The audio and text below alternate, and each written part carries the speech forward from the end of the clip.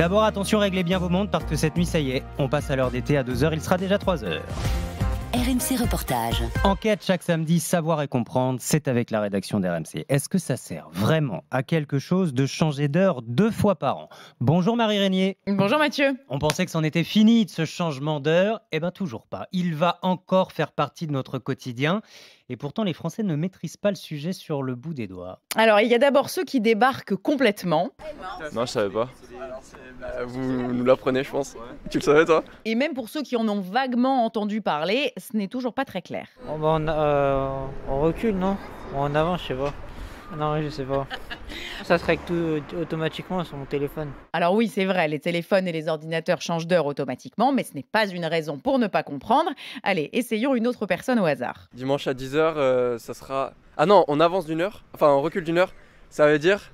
ça sera dimanche à 10h, ça sera 11h. Voilà, on y est enfin Mathieu, on le tient. Lors du passage à l'heure d'été, on avance l'heure, donc on ajoute 60 minutes à l'heure actuelle. Oui. Dimanche à 10h, il sera donc 11h. Voilà. Si vous vous levez à la même heure, eh bien vous dormirez donc une heure de moins. Aïe aïe aïe, bon ces changements d'heure Marie, on l'avait peut-être oublié, mais ils sont un héritage du choc pétrolier, de l'explosion du prix du baril de pétrole, bref, de ce qu'on est en train de revivre en ce moment. Et oui, alors nous sommes en 1976, 3 ans après le choc pétrolier de 73, le gouvernement de Valéry Giscard d'Estaing réinstaure le changement d'heure pour faire des économies d'énergie.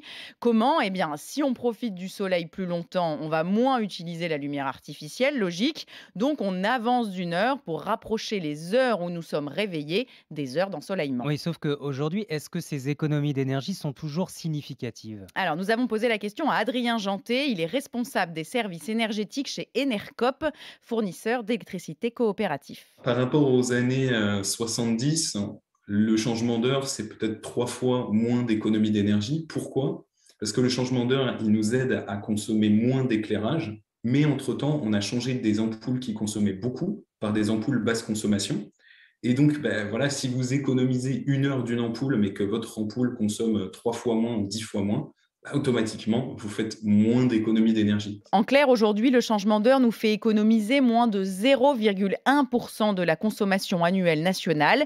Mais selon lui, ça a toujours du sens, car des économies d'énergie, on n'a pas le choix, il faut en faire. Presque toutes les économies sont bonnes à prendre. Beaucoup d'économies très faibles mises bout à bout, ça peut devenir important. Et puis surtout, l'encouragement, c'est pas seulement de se reposer sur le changement d'heure, mais aussi de baisser un petit peu la température chez soi, de fermer tous les appareils en veille qui consomment chacun très peu, mais qui, cumulés à l'échelle de toute la France, représentent une consommation considérable. Donc on l'a compris Marie, en fait pour faire des économies d'énergie vraiment significatives aujourd'hui, il faut en passer par d'autres choses que ce changement d'heure. On devait d'ailleurs mettre fin à ce changement d'heure il y a 3 ans maintenant. Et oui, les citoyens avaient été consultés, les députés européens avaient voté sa suppression en 2019, mais la décision devait ensuite être validée par chaque État membre. Et là, le Covid est arrivé, les États ont eu d'autres priorités.